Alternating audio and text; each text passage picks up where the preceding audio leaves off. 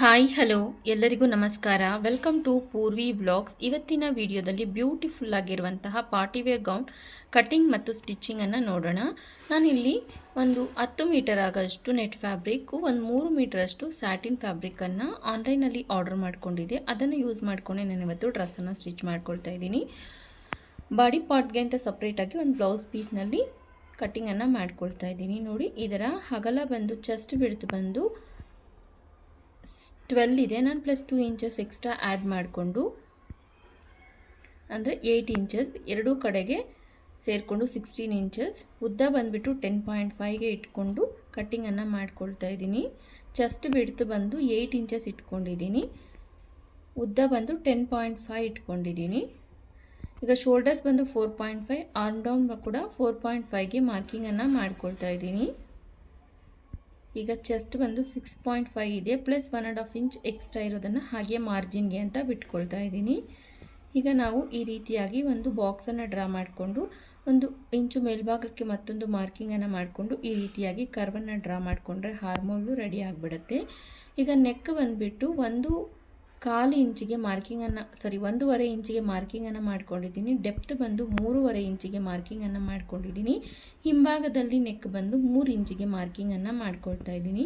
ನೀವಿಲ್ಲಿ ಯಾವ ಶೇಪಲ್ಲಾದರೂ ಕೂಡ ಕಟ್ ಮಾಡ್ಕೋಬೋದು. ಈವನ್ ವಿ ಶೇಪಲ್ಲಿ, ರೌಂಡ್ ಶೇಪಲ್ಲಿ, ನಿಮ್ಗೆ ಯಾವ ಥರ ಬೇಕಾದರೆ ಟೆಂಪಲ್ ಶೇಪ್ ಯಾವುದಾದ್ರೂ ಕಟ್ ಮಾಡ್ಕೋಬೋದು. ನಾನಿಲ್ಲಿ ಸಿಂಪಲ್ಲಾಗಿ ಒಂದು ರೌಂಡ್ ಶೇಪನ್ನು ಕಟ್ ಮಾಡ್ಕೊಳ್ತಾ ಇದ್ದೀನಿ. ಫ್ರಾಕ್ ತುಂಬ ಅಂದರೆ ತುಂಬಾ ಚೆನ್ನಾಗಿರುತ್ತೆ. ಈ ಕೆಳಭಾಗದಲ್ಲಿ 1 ಇಂಚು ಮೇಲ್ಭಾಗಕ್ಕೆ ಮಾರ್ಕಿಂಗನ್ನು ಮಾಡಿಕೊಂಡು ಈ ರೀತಿಯಾಗಿ ಕ್ರಾಸಾಗಿ ಲೈನನ್ನು ಹಾಕ್ಕೊಂಡು ಕಟ್ ಮಾಡ್ಕೋಬೇಕು. ನೋಡಿ, ಈಗ ಹಾರ್ಮೋಲನ್ನು ಕೂಡ ನಾನು ಕಟ್ ಮಾಡ್ಕೊಳ್ತಾ ಇದ್ದೀನಿ. ನೆಕ್ ನಾನಿಲ್ಲಿ ರೌಂಡ್ ನೆಕ್ಕನ್ನು ಮಾತ್ರ ಕಟ್ ಮಾಡ್ಕೊಳ್ತೀನಿ. ನಿಮ್ಗೆ ಬೇಕಾಗಿದೆ ಬೇರೆ ಬೇರೆ ಶೇಪ್ಸಲ್ಲಿ ನೋಡಿ, ಈ ರೀತಿ ಟೆಂಪಲ್ ಶೇಪಲ್ಲಿ ಇಲ್ಲಾಂದರೆ ಸ್ಕ್ವೇರಲ್ಲೇ ಕಟ್ ಮಾಡ್ಕೋಬೋದು. ನಾನಿಲ್ಲಿ ರೌಂಡಲ್ಲಿ ನೆಕ್ಕನ್ನು ಕಟ್ ಮಾಡ್ಕೊಳ್ತಾ ಇದ್ದೀನಿ. ಫ್ರಾಕ್ ಅಂತೂ ಸಖತ್ತಾಗಿರುತ್ತೆ. ವಿಡಿಯೋನ ಎಲ್ಲಿ ಕೂಡ ಮಿಸ್ ಮಾಡದೆ ನೀವು ಕೂಡ ನೋಡಿ. ಈ ಒಂದು ಫ್ರಾಕ್ಗೆ ಸುಮಾರಾಗಿ ಒಂದು 400 ರೂಪಾಯಿ ಆಗಷ್ಟು ಖರ್ಚು ಮಾತ್ರ ಆಗಿದೆ. ಹೊರಗಡೆ ತಗೋಬೇಕಂದ್ರೆ 4,000 ಕೊಡಬೇಕು. ಅಷ್ಟೊಂದು ಚೆನ್ನಾಗಿದೆ ಈ ಒಂದು ಫ್ರಾಕ್. ಖಂಡಿತ ನೀವು ಕೂಡ ಟ್ರೈ ಮಾಡಿ ನೋಡಿ, ಆರಾಮಾಗಿ ಸ್ಟಿಚ್ ಮಾಡ್ಕೋಬೋದು. ಬ್ಯಾಕ್ ಸೈಡಲ್ಲಿ ಕೂಡ ನಾನು ರೌಂಡ್ ನೆಕ್ಕನ್ನೇ ಕಟ್ ಮಾಡ್ಕೊಂಡ್ಬಿಡ್ತಾ ಇದ್ದೀನಿ. ಈಗ ಜಿಪ್ ಆದರೂ ಹಾಕ್ಕೋಬೋದು, ನಾವಿಲ್ಲಾಂದರೆ ಕಾಜಾ ಆ್ಯಂಡ್ ಉಕ್ಸ್ ಹಾಕ್ಕೊಂಡು ಉಕ್ಸ್ಪಟ್ಟಿ ಕಾಜಾ ಪಟ್ಟಿ ಏನಾದರೂ ಹೊಲ್ಕೊಂಡು ಉಕ್ಸನ್ನಾದರೂ ಹಾಕ್ಕೋಬೋದು. ಈಗ ಬಾಡಿ ಪಾರ್ಟ್ ಆಗಿದೆ, ಕೆಳಗಡೆ ಬಾಟಮ್ ಪಾರ್ಟನ್ನು ಕಟ್ ಮಾಡ್ಕೊಳ್ಳೋಣ. ನಾನಿಲ್ಲಿ ಸುಮಾರು 2 ಮೀಟರ್ ಆಗಷ್ಟು ಬಟ್ಟೆನ ತೊಗೊಂಡಿದ್ದೀನಿ. 1 ಮೀಟ್ರನ್ನು ಹಾಗೆ ಉಳಿಸ್ಕೊಂಡ್ಬಿಟ್ಟಿದ್ದೀನಿ. ಈಗ ಉದ್ದ ಬಂದು 24 ಇಂಚಸ್ಗೆ ಒಂದು ಮಾರ್ಕಿಂಗನ್ನು ಮಾಡ್ಕೊಳ್ತಾ ಇದ್ದೀನಿ.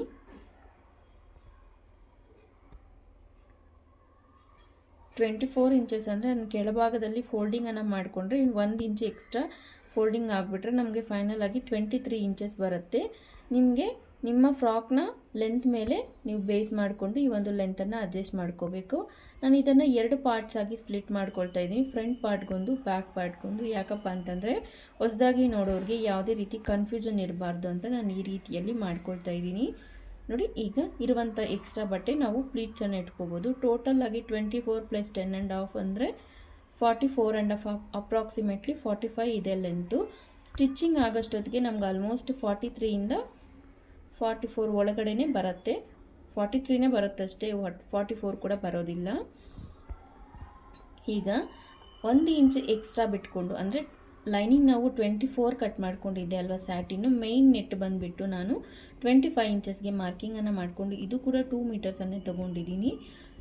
2 ಮೀಟರ್ಸನ್ನು 4 ಫೋಲ್ಡ್ಸಲ್ಲಿ ಫೋಲ್ಡಿಂಗನ್ನು ಮಾಡಿಕೊಂಡು ಈ ರೀತಿಯಾಗಿ ಕಟ್ ಮಾಡ್ಕೊಳ್ತಾ ಇದ್ದೀನಿ. ಇದನ್ನು ಕೂಡ 2 ಪೀಸಸ್ ಆಗಿ ಸ್ಪ್ಲಿಟ್ ಮಾಡ್ಕೊಳ್ತಾ ಇದ್ದೀನಿ. ಒಂದು ಫ್ರಂಟ್ ಪಾರ್ಟ್ಗೆ, ಇನ್ನೊಂದು ಬ್ಯಾಕ್ ಪಾರ್ಟ್ಗೆ ಅಂತ. ತುಂಬಾ ಆರಾಮಾಗಿ ಅರ್ಥ ಆಗುತ್ತೆ ಎಲ್ಲರಿಗೂ ಕೂಡ. ಯಾರು ಕೂಡ ಈ ವಿಡಿಯೋ ಫ್ರಾಕ್ ಸ್ಟಿಚ್ ಮಾಡ್ಕೋಬೇಕು ಅಂತ ಅನ್ನೋರು ಮಿಸ್ ಮಾಡದೆ ನೋಡಿಕೊಂಡ್ರೆ ಸಾಕು. ಆರಾಮಾಗಿ ನೀವು ಕೂಡ ಇಷ್ಟೊಂದು ಬ್ಯೂಟಿಫುಲ್ ಆಗಿರುವಂತಹ ಪಾರ್ಟಿವೇರ್ ಫ್ರಾಕನ್ನು ಆರಾಮಾಗಿ ಕಟ್ ಮಾಡಿಕೊಂಡು ಸ್ಟಿಚ್ ಮಾಡ್ಕೋಬೋದು. ನಾನು ಈ ಒಂದು ಫ್ಯಾಬ್ರಿಕನ್ನು ಮೀಶೋನಲ್ಲಿ ತೊಗೊಂಡೆ. ನನಗೆ ಅರೌಂಡ್ ಇದು ಬಂದುಬಿಟ್ಟು 240 ರುಪೀಸ್ ಆದರೆ ಬಿದ್ದಿದೆ. ಆಫರಲ್ಲಾದರೆ ತೊಗೊಂಡೆ, ಇಲ್ಲಾಂದರೆ ಕೂಡ ಮಾಮೂಲು ಟೈಮಲ್ಲಾದರೆ ಕೂಡ ಒಂದು 300ಗಾದರೆ ಆರಾಮಾಗಿ 10 ಮೀಟರ್ಸ್ ನೆಟ್ಟು 3 ಮೀಟರ್ಸ್ ಸ್ಯಾಟಿನ್ ಆದರೆ ಕೊಟ್ಬಿಡ್ತಾರೆ. ಈಗ ನಾನು ಕೆಳಗಡೆ ಪ್ಲೀಟ್ಸ್ಗೆ ಅಂತ ಅಂಬ್ರೆಲಾ ಸರ್ಕಲ್ ಕಟ್ಟಿಂಗ್ಗೆ ನಾವು ಟ್ರಯಾಂಗಲ್ ಶೇಪಲ್ಲಿ ಯಾವ ರೀತಿ ಫೋಲ್ಡ್ ಮಾಡ್ಕೊಳ್ತೀವೋ ಅದೇ ರೀತಿಯಲ್ಲಿ ಫೋಲ್ಡಿಂಗನ್ನು ಮಾಡಿಕೊಂಡು 15 ಇಂಚಸ್ ಉದ್ದ ಇರೋ ಥರ ಈ ರೀತಿಯಲ್ಲಿ ಕಟ್ಟಿಂಗನ್ನು ಮಾಡ್ಕೊಳ್ತಾ ಇದ್ದೀನಿ. ಅಂಬ್ರೆಲಾ ಕಟ್ ಮಾಡ್ಕೋಬೇಕಂದ್ರೆ ನಾವು ಈ ರೀತಿಯಾಗಿ 4 ಫೋಲ್ಡಿಂಗ್ಸಲ್ಲಿ ಸರ್ಕಲ್ ಥರ ಫೋಲ್ಡ್ ಮಾಡ್ಕೊಳ್ತೀವಲ್ವ, ಆ ರೀತಿಯಲ್ಲಿ ಫೋಲ್ಡ್ ಮಾಡ್ಕೊಂಡಿದ್ದೀನಿ. ನಾನಿಲ್ಲಿ ಇದೇ ರೀತಿಯಲ್ಲಿ 5 ಪೀಸಸನ್ನು ಕಟ್ ಮಾಡ್ಕೊಂಡಿದ್ದೀನಿ. ನೀವು ಬೇಕಾಗಿದ್ದರೆ ಇನ್ನೂ ಎಕ್ಸ್ಟ್ರಾ ಕೂಡ ಆ್ಯಡ್ ಮಾಡ್ಕೋಬೋದು. ಜಾಸ್ತಿ ಆ್ಯಡ್ ಮಾಡ್ತಾ ಹೋದರೆ ಫ್ಲೇರ್ ಅನ್ನೋದು ಫ್ರಾಕ್ ತುಂಬಾ ಚೆನ್ನಾಗಿ ಬರುತ್ತೆ, ಇನ್ನೂ ತುಂಬ ಚೆನ್ನಾಗಿರುತ್ತೆ. ನಾನು ತಗೊಂಡಿರುವಂತಹ ಫ್ಯಾಬ್ರಿಕ್ಗೆ ಇಷ್ಟೇ ಸರ್ಕಲ್ಸ್ ಬಂತು, ನಾನು ಅದಕ್ಕೆ ಅಷ್ಟನ್ನೇ ಕಟ್ ಮಾಡ್ಕೊಂಡಿದ್ದೀನಿ. ಈಗ ನಾವು ಅದಕ್ಕೆ ಗ್ಯಾದರಿಂಗ್ಸನ್ನು ಮಾಡ್ಕೋಬೇಕು ಪ್ಲೀಟ್ಸ್ ಥರ. ಅದಕ್ಕೋಸ್ಕರ ಅಂತ 3 ಇಂಚಸ್ಸು ಇರೋ ಥರ ಬಟ್ಟೆಯನ್ನು, ಉಳಿದಿರುವಂತಹ ಬಟ್ಟೆಯನ್ನೆಲ್ಲವನ್ನು ಕೂಡ ಕಟ್ ಮಾಡ್ಕೊಳ್ತಾ ಇದ್ದೀನಿ. ನೋಡ್ತಾ ಇದ್ದರೆ ನಿಮಗೆ ಕೂಡ ಅರ್ಥ ಆಗುತ್ತೆ ಏನಕ್ಕೆ ನಾನು ಇದನ್ನು ಕಟ್ ಮಾಡ್ಕೊಳ್ತಾ ಇದ್ದೀನಿ ಅಂದರೆ, ಕೆಳಗಡೆ ಸಣ್ಣದಾಗಿ ಪ್ಲೀಟ್ಸನ್ನು ಇಟ್ಕೊಳ್ತೀವಲ್ಲ ಈ ಒಂದು ಪಾರ್ಟಿ ವೇರ್ ಫ್ರಾಕ್ಸ್ಗೆ, ಆ ಥರ ಕಟ್ ಮಾಡಿಕೊಂಡು ಅದನ್ನು ಸ್ಟಿಚ್ ಮಾಡ್ಕೊಳ್ತಾ ಇದ್ದೀನಿ. ನಾನು ಇದರ ಅಗಲ ಬಂದು 3 ಇಂಚಸ್ ಅಗಲ ಇರೋ ಥರ ಎಷ್ಟು ಉಳಿದಿದೆಯೋ ಅಷ್ಟು ಬಟ್ಟೆಯನ್ನು ಕೂಡ ಕಟ್ ಮಾಡ್ಕೊಳ್ತಾ ಇದ್ದೀನಿ. ನಮ್ಮ ಹತ್ರ ಜಾಸ್ತಿ ಬಟ್ಟೆ ಇತ್ತು ಅಂದರೆ ಸ್ವಲ್ಪ ಒತ್ತಾಗಿ ಈ ಒಂದು ಪ್ಲೀಟ್ಸನ್ನು ಇಟ್ಕೊಂಡ್ರೆ ಲುಕ್ ಅನ್ನೋದು ತುಂಬ ಅಂದರೆ ತುಂಬಾ ಚೆನ್ನಾಗಿ ಬರುತ್ತೆ. ನೋಡಿ, ಈಗ ಸರ್ಕಲ್ ಕಟ್ ಮಾಡ್ಕೊಂಡಿದ್ದೀವಲ್ವ, ಅದಕ್ಕೆಲ್ಲ ಈ ರೀತಿಯಾಗಿ ಗ್ಯಾದರಿಂಗ್ ಫ್ರಿಲ್ಸನ್ನು ಇಟ್ಕೊಂಡು ನೋಡಿ ಈ ರೀತಿಯಾಗಿ ನಾವು ಮಿಷನ್ನಲ್ಲಿ ಕೈಯಿಂದ ಈ ರೀತಿಯಾಗಿ ತಳ್ಕೊಳ್ತಾ ಇದ್ದರೆ ಆರಾಮಾಗಿ ನಮಗೆ ಈ ಒಂದು ಫ್ರಿಲ್ಸ್ ಅನ್ನೋದು ರೆಡಿ ಆಗಿಬಿಡುತ್ತೆ. ಇಲ್ಲಾಂದರೆ ನಿಮ್ಮ ಹತ್ರ ಗ್ಯಾದರಿಂಗ್ ಉಕ್ಕಿದ್ರೆ ಅದನ್ನು ಕೂಡ ಹಾಕ್ಕೊಂಡು ಗ್ಯಾದರಿಂಗನ್ನು ಮಾಡ್ಕೋಬೋದು. ನೋಡ್ತಾ ಇದ್ದೀರಲ್ವ, ಇಷ್ಟು ಚೆನ್ನಾಗಿ ರೆಡಿ ಆಗಿಬಿಡ್ತಾ ಇದೆ. ಎರಡು ಕೈಯಿಂದ ಪುಷ್ ಮಾಡ್ಕೊಳ್ತಾ ನಾವು ಸ್ಟಿಚ್ ಮಾಡ್ಕೊಳ್ತಾ ಇದ್ದರೆ ಈ ಒಂದು ಗ್ಯಾದರಿಂಗ್ಸ್ ರೆಡಿ ಆಗಿಬಿಡುತ್ತೆ. ಈಗ ನಾವು ಕಟ್ ಮಾಡ್ಕೊಂಡಿದ್ದೀವಲ್ವ, ಈಗ ತೋರಿಸ್ದೆ ಅಲ್ವ, ಅದನ್ನು ಯಾವ ಥರ ರೆಡಿ ಮಾಡ್ಕೊಂಡೆ ಅಂತ ತೋರಿಸ್ತಾ ನೋಡಿ. ಈ ಸರ್ಕಲ್ ಮೇಲೆ ನಾವು ಸ್ಟಿಚ್ ಮಾಡ್ಕೊಂಡಿರ್ತಕ್ಕಂಥದ್ದನ್ನು ಈ ರೀತಿಯಾಗಿ ಇಟ್ಕೊಂಡು ಮೇಲ್ಭಾಗದಿಂದ ಒಂದು ಸ್ಟಿಚ್ಚನ್ನು ಹಾಕ್ಕೊಂಡ್ರೆ ಸಾಕು, ರೆಡಿ ಆಗಿಬಿಡುತ್ತೆ. ಇದೇ ರೀತಿಯಾಗಿ ನಾನು ಕಟ್ ಮಾಡ್ಕೊಂಡಿರುವಂತಹ 5 ಸರ್ಕಲ್ಸ್ಗೆ ಕೂಡ ರೆಡಿ ಮಾಡ್ಕೊಂಡಿದ್ದೀನಿ. ಟೋಟಲ್ ಆಗಿ ನೋಡಿ ಇಷ್ಟು ಆಗಿದೆ. ಈಗ ನಾವು ಬಾಡಿ ಪಾರ್ಟ್ ಯಾವ ಥರ ಸ್ಟಿಚ್ ಮಾಡ್ಕೊಳ್ಳೋದು ಅಂತ ನೋಡೋಣ. ನೋಡಿ, ನಾನು ಸಣ್ಣದಾಗಿ ಪ್ಲೀಟ್ಸನ್ನು ಇಟ್ಕೊಂಡು ಫ್ರಂಟ್ ಪಾರ್ಟ್ಗೆ ಒಂದು ಸ್ವಲ್ಪ ಡಿಸೈನ್ ಆಗಿ ಮಾಡ್ಕೊಳ್ತಾ ಇದ್ದೀನಿ. ನಾವು ಮೇನ್ ಪಾರ್ಟನ್ನು ಯಾವ ಥರ ಕಟ್ ಮಾಡಿಕೊಂಡು ಅದೇ ರೀತಿಯಾಗಿ ಸ್ಯಾಟಿನ್ ಲೈನಿಂಗು ಮತ್ತು ಈ ಒಂದು ನೆಟ್ ಫ್ಯಾಬ್ರಿಕ್ಕನ್ನು ಇಟ್ಕೊಂಡಿದ್ದೀನಿ. ಅಂದರೆ ನಾನು ಕಟ್ ಮಾಡಿಲ್ಲ, ಹಾಗೇ ಇಟ್ಕೊಂಡಿದ್ದೀನಿ. ಎಷ್ಟು ಅಗಲ ಇದೆಯೋ ಜಸ್ಟ್ ಅಂದರೆ ನಮ್ಮ ಬಾಡಿ ಪಾರ್ಟ್ ಎಷ್ಟು ಅಗಲ ಇದೆಯೋ ಅಷ್ಟು ಅಗಲದವರೆಗೂ ನಾನು ನೆಕ್ಕು ಶೋಲ್ಡರ್ಸ್ ಏನೂ ಕಟ್ ಮಾಡಿಲ್ಲ. ಹಾಗೇ ನಾನು ಈ ಒಂದು ಪಾರ್ಟನ್ನು ಇಟ್ಕೊಂಡು ಅದ್ರ ಮೇಲೆ ಸಣ್ಣದಾಗಿ ಪ್ಲೀಟ್ಸ್, ಎಷ್ಟು ಸಣ್ಣದಾಗಿ ಆಗುತ್ತೋ ನಿಮ್ಮ ಕೈಯಲ್ಲಿ ಅಷ್ಟು ಸಣ್ಣದಾಗಿ ಕ್ಲಾತನ್ನು ಸ್ವಲ್ಪ ಫೋಲ್ಡ್ ಮಾಡ್ಕೊಳ್ತಾ ಈ ರೀತಿಯಾಗಿ ಪ್ಲೀಟ್ಸನ್ನು ಇಟ್ಕೊಂಡ್ರೆ ನೋಡಲಿಕ್ಕೆ ಲುಕ್ ಅನ್ನೋದು ತುಂಬಾ ಚೆನ್ನಾಗಿರುತ್ತೆ. ನೋಡಿ, ನಾರ್ಮಲಾಗಿ ನಾವು ಎಲ್ಲ ಬಟ್ಟೆ ಹೊಲಿಯುವಾಗ, ಲಂಗ ಉಣಿ ಹೊಲಿಯುವಾಗ, ಬೇರೆ ಟೈಮಲ್ಲಿ ಇನ್ನೇನಕ್ಕಾದರೂ ಪ್ಲೀಟ್ಸ್ ಯಾವ ಥರ ಇಟ್ಕೊಳ್ತೀವೋ ಸೇಮ್ ಪ್ಯಾಂಟ್ ಸ್ಟಿಚ್ ಮಾಡುವಾಗ ಪ್ಲೀಟ್ಸ್ ಇಟ್ಕೊಳ್ತೀವಲ್ವ, ಅದೇ ರೀತಿಯಾಗಿ ಪ್ಲೀಟ್ಸನ್ನು ಸೆಂಟ್ರಲ್ಲಿ ಇಟ್ಕೊಳ್ತಾ ಇದ್ದೀವಿ ಅಷ್ಟೇ.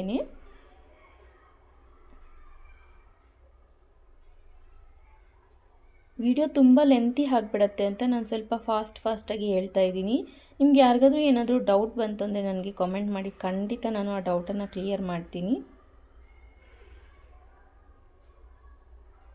ನೋಡಿ, ಈ ರೀತಿಯಾಗಿ ಎಲ್ಲ ಪ್ಲೀಟ್ಸನ್ನು ಇಟ್ಕೋಬೇಕಾಗತ್ತೆ.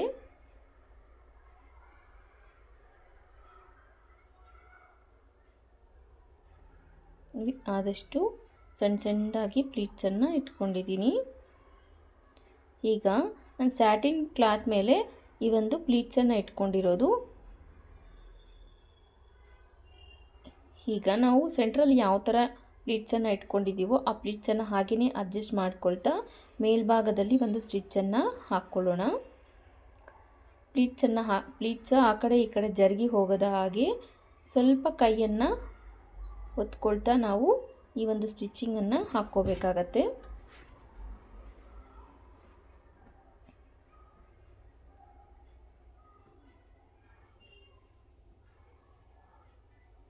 ಮತ್ತೊಂದು ಕಡೆ ಕೂಡ ಮೇಲ್ಭಾಗದಲ್ಲಿ ಯಾವ ಥರ ಸ್ಟಿಚ್ ಮಾಡಿಕೊಂಡ್ವೋ ಅದೇ ರೀತಿಯಾಗಿ ನಾವು ಹೊಲ್ಕೋಬೇಕಾಗತ್ತೆ.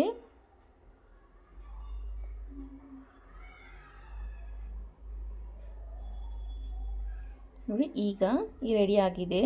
ಎಷ್ಟು ಚೆನ್ನಾಗಿ ಕಾಣಿಸ್ತಾ ಇದೆ ಅಲ್ವಾ. ಈಗ ಇದರ ಮೇಲೆ ನಾವು ಕಟ್ ಮಾಡ್ಕೊಂಡಿರುವಂತಹ ಮೇನ್ ಅಂದರೆ ಲೈನಿಂಗನ್ನು ನಾವು ಕಟ್ ಮಾಡ್ಕೊಂಡ್ವಲ್ವ, ಆ ಲೈನಿಂಗ್ ಫ್ಯಾಬ್ರಿಕನ್ನು ಇಟ್ಕೊಂಡು ಯಾವ ಶೇಪಲ್ಲಿ ಇದೆಯೋ ನೆಕ್ ಎಲ್ಲನೂ ಅದೇ ಶೇಪಲ್ಲಿ ನಾವು ಈ ರೀತಿಯಾಗಿ ಸ್ಟಿಚಿಂಗನ್ನು ಮಾಡಿಕೊಳ್ಳೋಣ.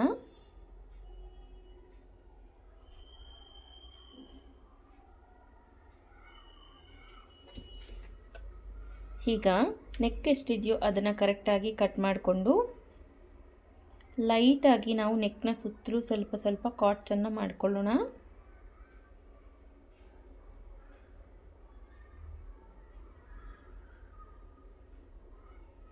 ಈಗ ಈ ಲೈನಿಂಗನ್ನು ರಿವರ್ಸ್ ಮಾಡಿಕೊಂಡು ಮೇಲ್ಭಾಗದಲ್ಲಿ ಮತ್ತೊಂದು ಸ್ಟಿಚ್ಚನ್ನು ಹಾಕ್ಕೊಬಿಡೋಣ. ನಿಮ್ಮ ಕ್ರಿಯೇಟಿವಿಟಿಗೆ ತಕ್ಕನ ಹಾಗೆ ನೀವು ಈ ಒಂದು ಟಾಪ್ ಪಾರ್ಟನ್ನು ರೆಡಿ ಮಾಡ್ಕೋಬೋದು. ತುಂಬಾ ಚೆನ್ನಾಗಿರುತ್ತೆ. ನಾನು ಮಾಡಿರ್ತಕ್ಕಂಥದ್ದು ಕೂಡ ಲುಕ್ ವೈಸ್ ಆದರೆ ತುಂಬಾ ಚೆನ್ನಾಗಿ ಬಂದಿದೆ.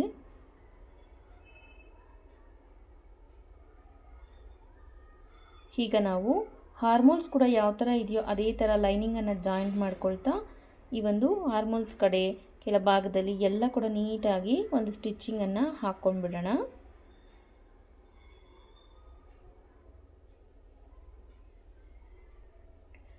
ಖಂಡಿತ ವಿಡಿಯೋ ನಿಮಗೆ ಇಷ್ಟ ಆಗುತ್ತೆ ಅಂತ ಅಂದ್ಕೊಳ್ತಾ ಇದ್ದೀನಿ. ವಿಡಿಯೋ ಇಷ್ಟ ಆಗಿದ್ದಲ್ಲಿ ವಿಡಿಯೋಗೊಂದು ಲೈಕ್ ಮಾಡಿ. ನೀವು ಲೈಕ್ ಮಾಡೋದ್ರಿಂದ ಈ ಒಂದು ವಿಡಿಯೋ ತುಂಬ ಜನಕ್ಕೆ ಶೇರ್ ಮಾಡಿ. ತಪ್ಪದೇ ನಮ್ಮ ಚಾನಲನ್ನು ಕೂಡ ಸಬ್ಸ್ಕ್ರೈಬನ್ನು ಮಾಡಿಕೊಳ್ಳಿ. ಇಂಥ ಒಳ್ಳೆ ವೀಡಿಯೋಸ್ಗಳನ್ನು ಆದಷ್ಟು ಅಪ್ಲೋಡ್ ಮಾಡ್ತಾ ಇರ್ತೀನಿ. ನಾನು ಅಪ್ಲೋಡ್ ಮಾಡಿದ ತಕ್ಷಣ ನಿಮಗೆ ನೋಟಿಫಿಕೇಷನ್ ಸಿಗಬೇಕಂದ್ರೆ ಪಕ್ಕದಲ್ಲಿರುವಂತಹ ಬೆಲ್ ಐಕನನ್ನು ಕೂಡ ಕ್ಲಿಕ್ ಮಾಡಿ. ನೋಡಿ, ಈಗ ಸ್ಟಿಚಿಂಗ್ ಆದಮೇಲೆ ನಾನು ಲೈನಿಂಗ್ ಎಷ್ಟಿದೆಯೋ ಅಷ್ಟನ್ನು ಹೊರತುಪಡಿಸಿ ಮಿಕ್ಕಿದ ಪಾರ್ಟನ್ನೆಲ್ಲ ಕೂಡ ಕಟ್ ಮಾಡ್ಕೊಂಡ್ಬಿಡ್ತಾ ಇದ್ದೀನಿ.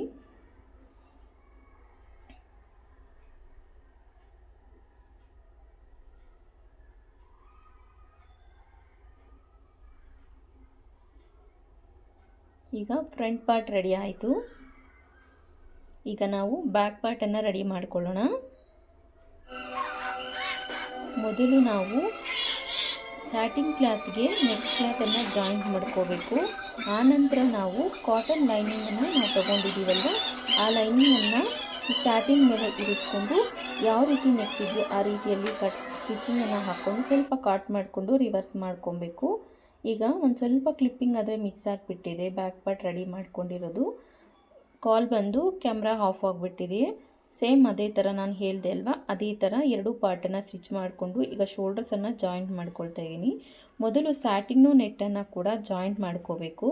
ನಂತರ ನಾವು ತಗೊಂಡಿರುವಂತಹ ಕಾಟನ್ ಫ್ಯಾಬ್ರಿಕ್ ಏನಿದೆ ಕಟ್ ಮಾಡ್ಕೊಂಡಿರೋ ಮೆಜರ್ಮೆಂಟ್ಗೆ ಅಂತ ಆ ಒಂದು ಫ್ಯಾಬ್ರಿಕ್ಕನ್ನು ಮೇಲ್ಭಾಗದಲ್ಲಿ ಇರಿಸ್ಕೊಂಡು ಒಂದು ಸ್ಟಿಚ್ ಹಾಕ್ಕೊಂಡು ರಿವರ್ಸ್ ಮಾಡಿಕೊಂಡ್ರೆ ನೆಟ್ಟು ಮೇಲೆ ಬರುತ್ತೆ. ಅದರ ಕೆಳಗಡೆ ಸ್ಯಾಟಿನ್, ಅದರ ಕೆಳಗಡೆ ಕಾಟನ್ ಬಂದು ಪರ್ಫೆಕ್ಟಾಗಿ ಸರಿ ಹೋಗುತ್ತೆ. ಈಗ ಇದಕ್ಕೆ ನಾನು ಹುಕ್ಸ್ ಮತ್ತು ಕಾಜಾ ಪಟ್ಟಿಯನ್ನು ಕೂಡ ಸೇರಿಸ್ಕೊಳ್ತಾ ಇದ್ದೀನಿ. ನಿಮಗೆ ಬೇಕಿದ್ದಲ್ಲಿ ಇದರ ಬದಲಿಗೆ ಜಿಪ್ಪನ್ನು ಕೂಡ ಆ್ಯಡ್ ಮಾಡ್ಕೋಬೋದು. ಅದು ನಿಮ್ಮ ಇಷ್ಟಕ್ಕೆ ಅನುಸಾರವಾಗಿ ನೀವು ಸೇರಿಸ್ಕೋಬೋದು. ನಾನು ಏನಪ್ಪ ಅಂದರೆ ಒಂದ್ಸಲಿ ಹುಕ್ಸು ಕಾಜಾ ಪಟ್ಟಿಯನ್ನು ಹಾಕ್ಕೊಂಡ್ವಿ ಅಂದರೆ ಲಾಸ್ಟ್ ಇವನ್ ಬಟ್ಟೆ ಹರಿದೋಗೋ ತನಕನೂ ಒಂದು ಸ್ವಲ್ಪ ಕೂಡ ಹಾಳಾಗೋದಿಲ್ಲ. ನೋಡಲಿಕ್ಕೆ ಕೂಡ ಚೆನ್ನಾಗಿರುತ್ತೆ, ಮಕ್ಕಳಿಗೆ ಕೂಡ ಕಂಫರ್ಟ್ ಆಗಿರುತ್ತೆ. ಜಿಪ್ ಹಾಕಿದ್ರೆ ಒಂದೊಂದು ಸಲ ಏನಾಗುತ್ತೆ ಅಂತಂದರೆ ಒಂದು ಹೊಸದಾಗೇ ಇರುತ್ತೆ ಡ್ರೆಸ್ಸು, ಬೇಗನೆ ಜಿಪ್ ಹಾಳಾಗ್ಬಿಡುತ್ತೆ. ಮತ್ತು ಅದಕ್ಕೆ ಇನ್ನೊಂದು ಜಿಪ್ ಹಾಕ್ಸ್ಬೇಕು, ಅದೆಲ್ಲ ರಾಮಾಯಣ ಅಂತ ನಾನು ಯಾವುದು ಡ್ರೆಸ್ಗೂ ಅಷ್ಟಾಗಿ ಜಿಪ್ಪನ್ನು ಪ್ರಿಪೇರ್ ಮಾಡೋದಿಲ್ಲ.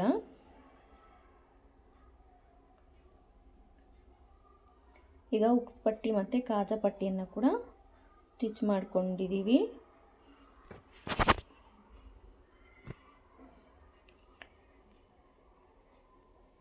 ನೀವೇನಾದರೂ ಒಂದು 8 ಇಯರ್ಸ್ ಮೇಲೆ ಮಗುಗೆ ಹೊಲಿತಾ ಇದ್ದೀವಿ ಅಂದರೆ ಒಂದು 15ರಿಂದ 20 ಮೀಟ್ರ್ ಆಗಷ್ಟು ನೆಟ್ಟನ್ನು ತಗೊಳ್ಳಿ. ಅದು ಕೂಡ ನಾನು ಇದನ್ನು ಮೀಶೋನಲ್ಲಿ ತೊಗೊಂಡಿರೋದು. ನೆಟ್ ಕ್ವಾಲಿಟಿ ಆದರೆ ಪರವಾಗಿಲ್ಲ, ಆರಾಮಾಗಿ ಹೊಲ್ಕೋಬೋದು. ತುಂಬಾ ಚೆನ್ನಾಗಿದೆ, ಅಷ್ಟೊಂದು ಬ್ಯಾಡ್ ಅಂತ ಏನೂ ಇಲ್ಲ. ಹೊರಗಡೆ ತೊಗೊಂಡ್ರೆ 1 ಮೀಟರ್ ನೆಟ್ ಕಾಸ್ಟ್ ಬಂದು ಅರೌಂಡ್ 80ಇಂದ 90ವರೆಗೂ ಇರುತ್ತೆ. ನನಗಿಲ್ಲಿ 10 ಮೀಟರ್ಸ್ ನೆಟ್ಟು 3 ಮೀಟರ್ಸ್ ಸ್ಯಾಟಿನ್ ಕೂಡ 250ನೋ ಅರೌಂಡ್ 260ಗೇನೋ ಬಂತು. ಅದೇನೋ ಒಂದು ಸ್ವಲ್ಪ ಆಫರ್ ಇತ್ತು ಅಂತ. ಇಲ್ಲ ಅಂದರೆ ಮಿಕ್ಕದ ಟೈಮಲ್ಲಿ ಕೂಡ ಒಂದು 300ಇಂದ 320 ಒಳಗಡೆ ಸಿಗುತ್ತೆ. ಒಂದು 10 ಮೀಟರ್ಸ್ ನೆಟ್ಟು 3 ಮೀಟರ್ಸ್ ಸ್ಯಾಟಿನ್ನು ಆರಾಮಾಗಿ ಆರ್ಡರ್ ಮಾಡ್ಕೋಬೋದು. ನೋಡಿ, ಈಗ ನಾನು ಬಾಡಿ ಪಾರ್ಟ್ ಆಗಿದೆ. ಈಗ ನಾನು ಬಾಟಮ್ ಪಾರ್ಟನ್ನು ಸ್ಟಿಚ್ ಮಾಡ್ಕೊಳ್ತಾ ಇದ್ದೀನಿ. ನಾವು ಆಲ್ರೆಡಿ ಕಟ್ ಮಾಡ್ಕೊಂಡಿದ್ದೀವಲ್ವ ಬಾಟಮ್ ಪಾರ್ಟ್ಗೆ, ಅದಕ್ಕೆ ನಾವು ಮಿಷನಲ್ಲಿ ಎಷ್ಟೊಂದು ಲೂಸಾಗಿ ಸ್ಟಿಚ್ ಬರುತ್ತೋ ಅಷ್ಟೊಂದು ಲೂಸಾಗಿ ಸ್ಟಿಚ್ಚನ್ನು ಇಟ್ಕೊಂಡು ಮೇಲ್ಭಾಗದಲ್ಲಿ ಒಂದು ಸ್ಟಿಚ್ಚನ್ನು ಹಾಕ್ಕೊಳ್ತಾ ಇದ್ದೀನಿ. ಗ್ಯಾದರಿಂಗ್ಸನ್ನು ಆರಾಮಾಗಿ ಮಾಡ್ಕೊಬೋದು. ಈ ರೀತಿಯಾಗಿ ಸ್ಟಿಚ್ಚನ್ನು ಮಾಡಿಕೊಂಡು ಒಂದೇ ದಾರವನ್ನು ಹಿಡ್ಕೊಂಡು ಈ ರೀತಿಯಾಗಿ ಎಳಿತಾ ಹೋದರೆ ಈ ಒಂದು ಬಟ್ಟೆ ಅನ್ನೋದು ಹತ್ರ ಹತ್ರ ಬಂದು ಸಣ್ಣ ಸಣ್ಣದಾಗಿ ಪ್ಲೀಟ್ಸ್ ಥರ ಬರುತ್ತೆ. ಆರಾಮಾಗಿ ಕೆಲಸ ಕೂಡ ಆಗಿಬಿಡತ್ತೆ. ನೋಡಿ, ಇದು ಮೇಯ್ನ್ ನೆಟ್ಟು. ಅದರ ಕೆಳಗಡೆ ನಾವು ಸ್ಯಾಟಿನನ್ನು ಕೂಡ ಕಟ್ ಮಾಡ್ಕೊಂಡು, ನೆಟ್ ಬಂದು 25 ಇಂಚಸ್ ಕಟ್ ಮಾಡ್ಕೊಂಡ್ವಿ, ಸ್ಯಾಟಿನ್ ಬಂದು 24 ಇಂಚಸನ್ನು ಕಟ್ ಮಾಡ್ಕೊಂಡ್ವಲ್ಲ. ನೋಡಿ, ಈಗ ಸೆಟ್ ಮಾಡಿಕೊಂಡು ಕರೆಕ್ಟಾಗಿ ಇದಕ್ಕೆ ಹೊಂದುತ್ತಾ ಇಲ್ವಾ ಅಂತ ನೋಡ್ಕೋಬೇಕು. ಈಗ ಒಂದು ಥರ ಸೆಟ್ ಮಾಡಿಕೊಂಡು ಅದೇ ರೀತಿಯಾಗಿ ಸ್ಯಾಟಿನನ್ನು ಕೂಡ ಸೆಟ್ ಮಾಡಿಕೊಂಡು ಸ್ಯಾಟಿನ್ ಕೆಳಗಡೆ ಇಟ್ಟು ಅದರ ಮೇಲೆ ನೆಟ್ ಫ್ಯಾಬ್ರಿಕನ್ನು ಇಡಬೇಕು. ಈಗ ನಾವು ಮಾಡ್ಕೊಂಡಿದ್ದೀವಲ್ವ ಸರ್ಕಲ್ಸು, ಆ ಸರ್ಕಲ್ಸನ್ನು ಸ್ವಲ್ಪ ಒಳ್ಳೆ ರೀತಿಯಲ್ಲಿ ನಿಮ್ಮ ಕ್ರಿಯೇಟಿವಿಟಿಗೆ ತಕ್ಕನ ಹಾಗೆ ಯಾವ ಥರ ಬೇಕಿದ್ದರೆ ಆ ಥರ ಫೋಲ್ಡಿಂಗನ್ನು ತಗೋಬೇಕು. ರೈಟ್ ಡೈರೆಕ್ಷನ್ ಯಾವುದು ಅಂತ ನೋಡಿಕೊಂಡು ನೋಡಿ, ಈ ಒಂದು ಅರ್ಧಕ್ಕಿಂತ ಒಂದು ಸ್ವಲ್ಪ ಮೇಲ್ಭಾಗದಲ್ಲಿ ಇಟ್ಕೊಂಡು ಈ ರೀತಿಯಾಗಿ ಮೇಲ್ಗಡೆಗೆ ಎಳ್ಕೊಂಡ್ರೆ ನೋಡಿ, ಈ ರೀತಿ ಕುಚ್ಚು ಕುಚ್ಚಾಗಿ ತುಂಬಾ ಚೆನ್ನಾಗಿ ಬರುತ್ತೆ. ಇದನ್ನು ಮೇಲ್ಭಾಗದಲ್ಲಿ ಇರಿಸ್ಕೊಂಡು ಇವನ್ ನೀವು 6 ಬಂಚಸ್ ಮಾಡ್ಕೊಂಡಿದ್ದೀವಿ ಅಂದರೆ ಫ್ರಂಟಿಗೆ 3 ಬ್ಯಾಕಿಗೆ 3 ಕೂಡ ಆ್ಯಡ್ ಮಾಡ್ಕೋಬೋದು. ಇಲ್ಲಾಂದರೆ ನಾವು 2 ಮಾಡ್ಕೊಂಡಿದ್ದೀವಿ ಅಂದರೆ ಫ್ರಂಟ್ಗೆ 2 ಬ್ಯಾಕ್ಗೆ 2, ಇಲ್ಲ ಅಂತಂದರೆ ನಾವು ಬ್ಯಾಗ್ ಹಾಗೆ ಪ್ಲೇನಾಗಿ ಬಿಟ್ಕೊತೀವಿ, 4 ಕೂಡ ಮುಂದೆನೇ ಸೇರಿಸ್ಕೊತೀವಿ ಅಂದರೆ ಕೂಡ ಮುಂದೆನೇ ಆ್ಯಡ್ ಮಾಡ್ಕೋಬೋದು. ನಾನಾದರೆ ಮುಂಭಾಗದಲ್ಲಿ ಒಂದು 3, ಹಿಂಭಾಗದಲ್ಲಿ ಒಂದು 2 ಸೇರಿಸ್ಕೊಂಡಿದ್ದೀನಿ. ನನ್ನ ಪ್ಲಾನಿಂಗ್ ಪ್ರಕಾರ ಮುಂಭಾಗದಲ್ಲಿ 3, ಹಿಂಭಾಗದಲ್ಲಿ 3 ಅಂತ ಅಂದ್ಕೊಂಡಿದ್ದೆ. ಬಟ್ ನನ್ನ ಹತ್ರ ತೊಗೊಂಡಿರುವಂತಹ ನೆಟ್ಟು ಅಷ್ಟು ಸಾಕಾಗಿಲ್ಲ, ಅದಕ್ಕೆ ಅಂತ ನಾನು 5 ಮಾಡಿಕೊಂಡು ಫ್ರಂಟ್ಗೆ 3, ಬ್ಯಾಕ್ಗೆ 2 ಆ್ಯಡ್ ಮಾಡ್ಕೊಂಡಿದ್ದೀನಿ. ಇನ್ ಕೇಸ್ ಹೊರಗಡೆ ತಗೊಳ್ಳೋಣ ಅಂತಂದರೆ ಕೂಡ ಸೇಮ್ ಕಲರು ಸೆಟ್ ಆಗೋದಿಲ್ಲ. ನೋಡಿ, ಈಗ ಅದೇ ರೀತಿಯಾಗಿ ಮುಂದೆಗೆ 3, ಹಿಂಭಾಗಕ್ಕೆ 2 ಜಾಯಿಂಟ್ ಮಾಡ್ಕೊಂಡಿದ್ದೀನಿ. ಈಗ ಇನ್ನೂ ಕಂಫರ್ಟಾಗಿರಬೇಕು ಅಂತಂದರೆ ನಾನಿಲ್ಲಿ ಕ್ರೇಪ್ ಲೈನಿಂಗನ್ನು ಒಳಗಡೆ ಆ್ಯಡ್ ಮಾಡ್ಕೊಳ್ತಾ ಇದ್ದೀನಿ. ಒಂದು ದಾರಗಳೆಲ್ಲ ಕೂಡ ನೀಟಾಗಿ ಕ್ಲೀನಾಗಿರುತ್ತೆ ಅಂತ 2 ಮೀಟರ್ಸ್ ನಾನು ಫಸ್ಟು ಸ್ಯಾಟಿನ್ನು ನೆಟ್ ಯಾವ ಥರ ತಗೊಂಡು ಅದೇ ರೀತಿಯಾಗಿ 2 ಮೀಟರ್ಸನ್ನು ತಗೊಂಡು ಸ್ಯಾಟಿನ್ ಎಷ್ಟು ಲೆಂತ್ ಇದೆಯೋ ಅಷ್ಟೇ ಲೆಂತ್ಗೆ ನಾನು ಈ ಒಂದು ಕ್ರೀಪನ್ನು ಕೂಡ ಕಟ್ ಮಾಡಿಕೊಂಡು ಸಣ್ಣ ಸಣ್ಣದಾಗಿ ಪ್ಲೀಟ್ಸನ್ನು ಇಟ್ಕೊಂಡು ಈ ರೀತಿಯಲ್ಲಿ ಜಾಯಿಂಟನ್ನು ಮಾಡ್ಕೊಂಡಿದ್ದೀನಿ. ನೋಡ್ತಾ ಇದ್ದೀರಲ್ಲ, ಒಂದು ಸ್ವಲ್ಪ ಕೂಡ ಚುಚ್ಚೋದಿಲ್ಲ, ತುಂಬ ಕಂಫರ್ಟಾಗಿರುತ್ತೆ ಮಕ್ಕಳಿಗೆ ಹಾಕ್ಕೊಳ್ಲಿಕ್ಕೆ ಕೂಡ ಅಂತ ನಾನು ಈ ರೀತಿಯಾಗಿ ಕ್ರೇಪನ್ನು ಆ್ಯಡ್ ಮಾಡ್ಕೊಂಡಿದ್ದೀನಿ. ನಿಮಗೆ ಬೇಕಿದ್ದಲ್ಲಿ ಇಲ್ಲಿ ಕೇನ್ಕೇನನ್ನು ಕೂಡ ಆ್ಯಡ್ ಮಾಡ್ಕೋಬೋದು. ಇನ್ ಬಿಟ್ವೀನ್ ಸ್ಯಾಟಿನು ಮತ್ತು ಕ್ರೀಪ್ ಇದೆ ಅಲ್ವಾ, ಅದರ ಮೇಲೆ ಕ್ರೇಪ್ ಮೇಲೆ ನಾವು ಈ ಒಂದು ಕ್ಯಾನ್ಕೇನನ್ನು ಸ್ಟಿಚ್ ಮಾಡಿದ್ರೆ ಒಳಗಡೆಗೆ ಇದ್ದೋಗ್ಬಿಡುತ್ತೆ. ಈಗ ನಾನು ಸ್ವಲ್ಪ ಚೆನ್ನಾಗಿರಲಿ ಅಂತ ಈ ರೀತಿಯಾಗಿ ಲೇಸನ್ನು ಅಟ್ಯಾಚ್ ಮಾಡ್ಕೊಳ್ತಾ ಇದ್ದೀನಿ. ನೋಡ್ತಾ ಇದ್ದೀರಲ್ವ, ಫೈನಲ್ ಆಗಿ ಫ್ರಾಕ್ ಅದು ಈ ರೀತಿಯಾಗಿ ರೆಡಿಯಾಗಿದೆ. ತುಂಬ ಅಂದರೆ ತುಂಬಾ ಚೆನ್ನಾಗಿದೆ. ಇದು ನನ್ನ ಮಗಳ ಬರ್ತ್ಡೇಗೆ ಅಂತ ಸ್ಟಿಚ್ ಮಾಡ್ಕೊಂಡಿರೋದು. ನಿಮಗೂ ಕೂಡ ಈ ವಿಡಿಯೋ ಇಷ್ಟ ಆಗಿದೆ ಅಂತ ಅಂದ್ಕೊಳ್ತಾ ಇದ್ದೀನಿ.